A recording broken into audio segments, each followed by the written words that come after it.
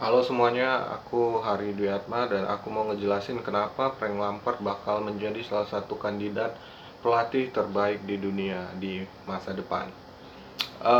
Singkat cerita, kemarin baru ada berita tentang transfer dari Timo Werner, di mana Chelsea berhasil menikung Liverpool di menit-menit akhir. Kenapa menit-menit akhir? Karena memang deadline untuk melakukan pembayaran release clause-nya Timo Werner itu ada di 15 Juni. Jadi bagi klub-klub yang mau nih nebus Timo Werner untuk mengisi kekuatan timnya, terutamanya itu karena release clause itu sendiri itu berakhir pada 15 Juni. Dan apabila 15 Juni deadline itu tadi kelewat, maka RB Leipzig atau Red Bull Leipzig nih, dia itu punya kekuatan penuh untuk nentuin berapa price yang mereka minta untuk seorang Timo Werner, yang dimana Timo Werner musim ini itu gila luar biasa performance-nya.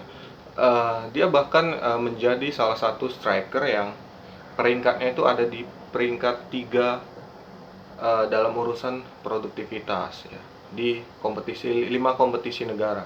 Jadi Timo Werner ini cuman berada di bawah Robert Lewandowski yang kita tahu itu setiap musim performance-nya selalu stabil dan selalu menjadi mesin pencetak gol dari Bayern Munchen, dan di bawah Immobile. Nah, Immobile pada musim ini itu gokil penampilannya, dan Immobile juga berhasil mengangkat Lazio menjadi pemimpin klasemen sementara di Liga Italia. So balik lagi kenapa alasan tadi, kenapa Frank Lampard bisa menjadi kandidat pelatih terbaik di dunia dalam beberapa tahun terakhir. Kalau saya lihat ini sebenarnya udah ada sedikit kemajuan dari para manajemen Chelsea, di mana pada tahun-tahun sebelumnya manajemen Chelsea itu terkesan tidak membackup beberapa pelatihnya. Jadi kalau kita lihat tarik ke belakang, selalu ada perselisihan nih antara pelatih dengan manajemen Chelsea, terutama dengan Marina Granovskaya, si perempuan yang sangat luar biasa kalau dalam urusan transfer. Uh, Selalu ada perselisihan. Siapa pemain yang ingin dibeli pelatih, siapa pemain yang ingin dibeli manajemen, siapa pemain yang ingin dibeli manajemen itu hampir sering itu nggak ketemu. Jadi seperti pembelian Drinkwater, Zappa Costa, uh, Ross Barkley, Michi Batshuayi, dan pemain-pemain lainnya itu Timo Bakayoko, itu bahkan selalu terjadi konflik antara si manajer Chelsea tadi dengan manajemen Chelsea utamanya.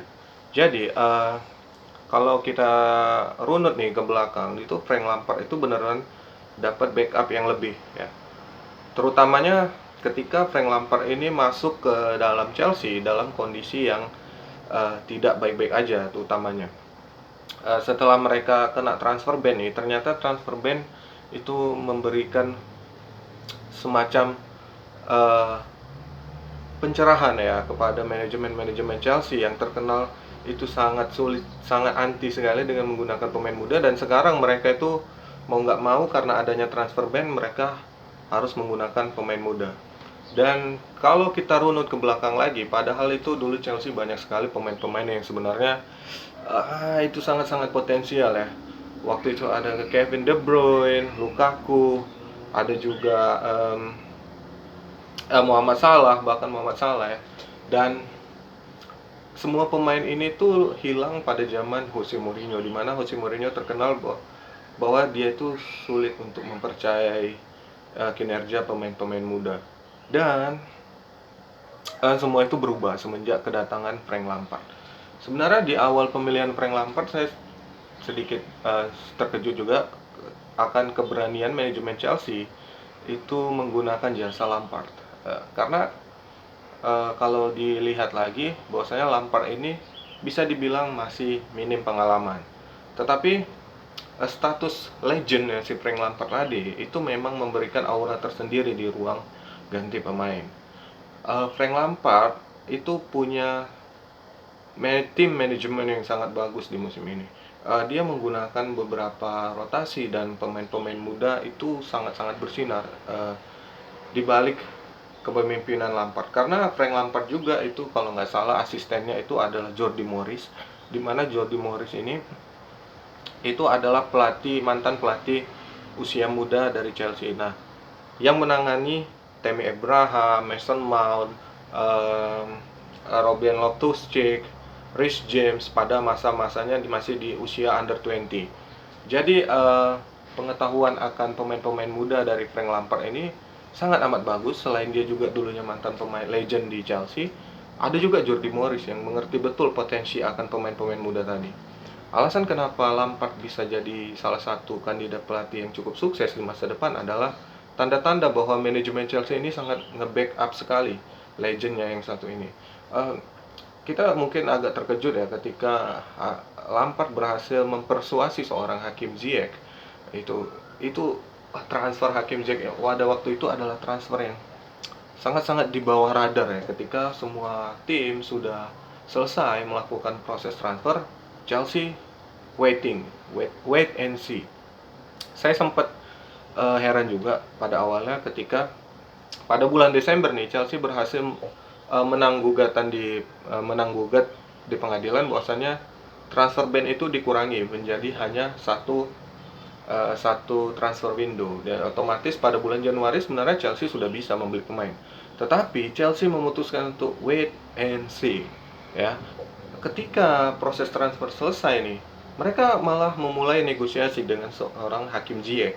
Hakim Ziyech ini sendiri adalah pemain yang luar biasa bagus, terutama pada waktu di Ajax dia tuh bermain sangat-sangat natural. Dia bermain box to box dan akurasi umpan seorang Hakim Ziyech ini luar biasa keren. Itulah kenapa pemain kayak Quincy Promes ataupun Donny van de Beek ataupun David Neres dan striker mereka ya itu tajam-tajam banget. Dusan Tadic tuh tajam-tajam banget pada waktu itu.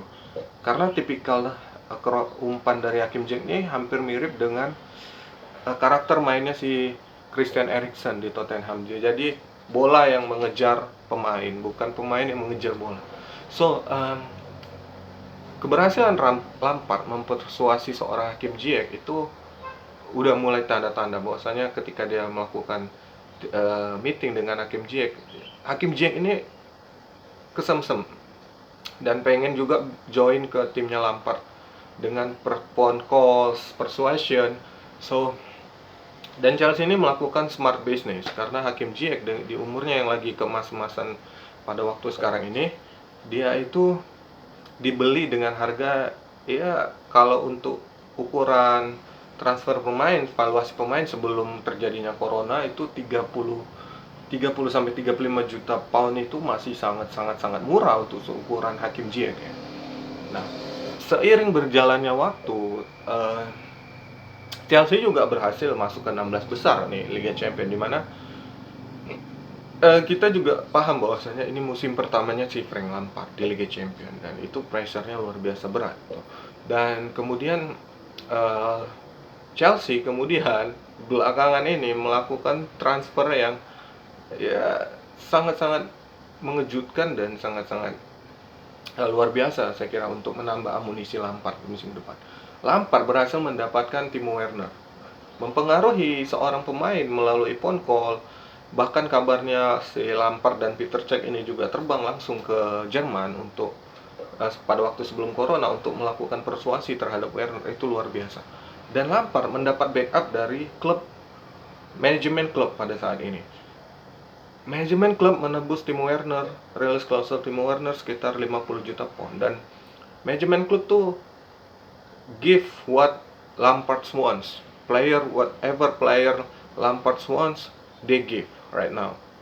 Bahkan meskipun harganya itu 50 juta pound, tapi untuk seukuran Timo Werner yang masih berumur 24 tahun nih, yang juga mencetak hampir 40 gol di semua kompetisi, itu luar biasa. Itu investasi yang sangat luar biasa. Dan kalau banyak dari kalian tuh bilang bahwasanya kalau Timo Werner masuk, Tammy Abraham bakal punya saingan. Sama sekali enggak, karena emang pada dasarnya Timo Werner sendiri ketika bermain di RB Leipzig, dia itu bukan sebagai striker tunggal, tetapi dia itu bergerak dari sayap. Sayap nih bergerak langsung cutting inside dan nemuin target man. Kalau di RB Leipzig mereka punya Patrick Schick ya. Kalau di Chelsea Tammy Abraham ataupun Oliver Giroud. Saya kira sebenarnya malah Tammy Abraham bisa berkembang lebih baik lagi dengan kedatangan Timo Werner. Selain juga menjadikan kompetisi ya di antara para pemain ini, Tammy Abraham bakal tidak menjadi sorotan utama atau tidak menjadi fokus utama dari pemain-pemain bertahan lawan. Karena dulunya itu fokus perhatian utama itu setelah kepergian Hazard adalah Tammy Abraham. Christian Pulisic bagus, tapi belakangan dia sering cedera. Saya sering sekali cedera, jadi Hudson-Odoi juga sering cedera, jadi Pedro dan Willian terkadang masih naik turun performance-nya.